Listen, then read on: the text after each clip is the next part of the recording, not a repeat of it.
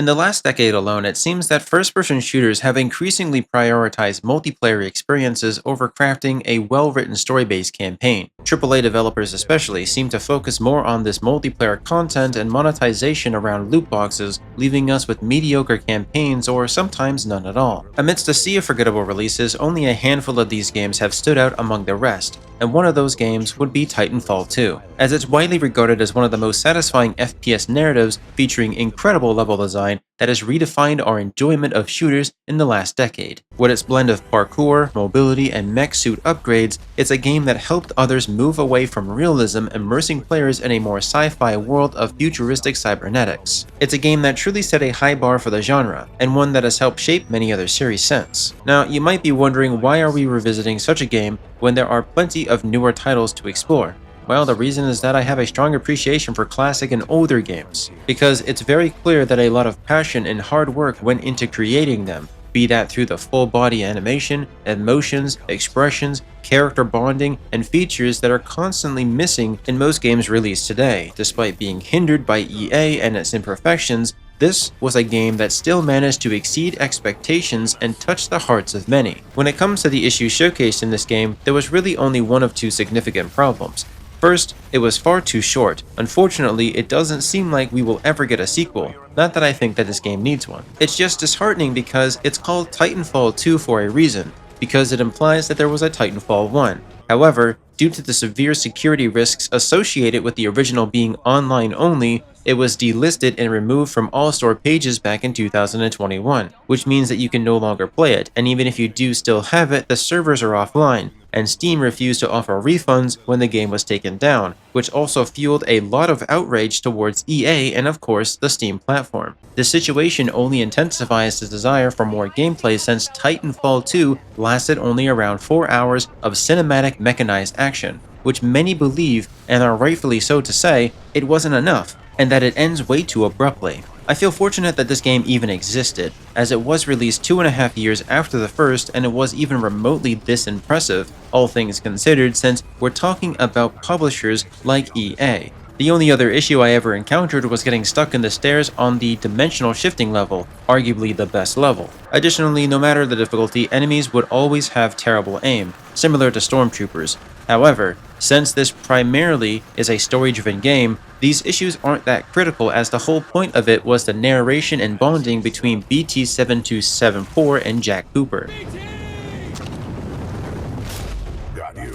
The story of Titanfall follows the player character called Jack Cooper, a new recruit in the Special Recon Squadron, also known as the SRS. Previously just a rifleman, he is thrusted into a role without any preparation after his mentor loses his life in the cockpit. BT-7274 is a sentient mech unit that is a part of the same squad that fights on the front line. The entire plot centers around the SRS's ongoing struggle to fend off the Interstellar Manufacturing Corporation, known as the IMC, for control over the frontier, which refers to the vast and explored solar system within the game's universe itself. The IMC is portrayed as the antagonist, and for good reason, as the inhabitants of all of the frontier have gradually settled and developed on planets previously explored and abandoned by the IMC, while living in harmony for many years. The IMC had previously visited these locations to farm them for resources before immediately abandoning them and going back home. In the future, the IMC reignites this exploration, only to see a thriving network of colonies that are establishing the areas that they had previously visited. When they try to re-establish communication, they see an opportunity to profit without concern for costs, and is aimed to exploit the resources of the frontier that they have deemed to be their property. When met with resistance, the corporation resorted to the Apex Predators, a band of elite mercenary units, to claim what they believe was again rightfully theirs. This conflict led to the formation of the SRS, a highly professional unit rather than another ragtag branch. It was established to directly combat the IMC and to protect the communities and planets that they were assaulting.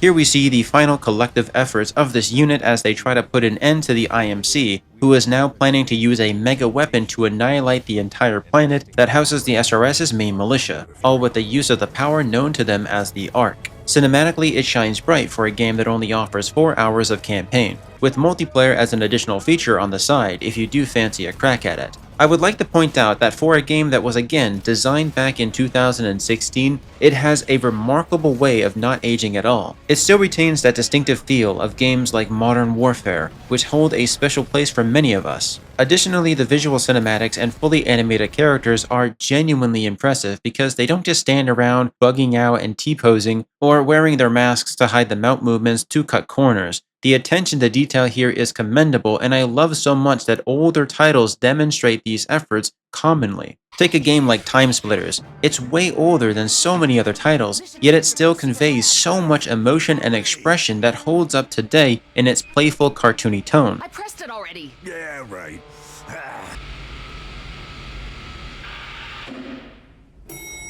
Yeah! Time to split! I'll get the next one. The same could be said about Titanfall 2, as it is clean, clear, and fully immerses you in the story, the characters, and the instance-based missions. I often feel like I'm alone in this perspective, but I really dislike games that burden players with excessive HUD toggles and UI elements that do distract you from the immersive elements, when you're forced to look at something that's so ugly and grating that pulls you out. A good example of this would be games like Far Cry, because they have a rather ugly design.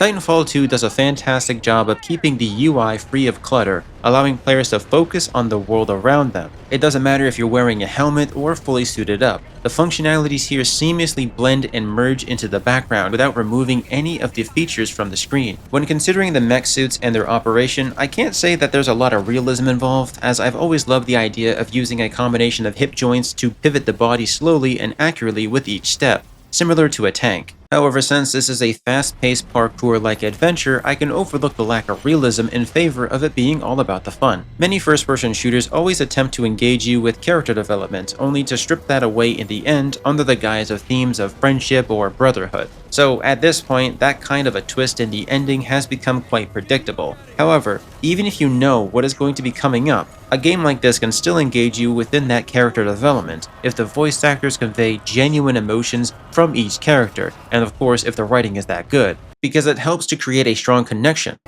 Trust me. Good luck.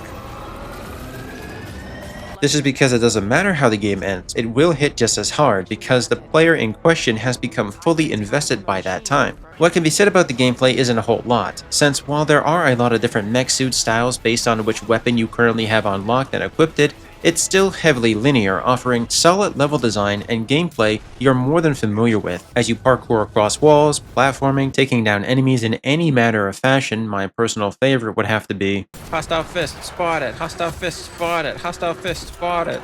It's like stupid.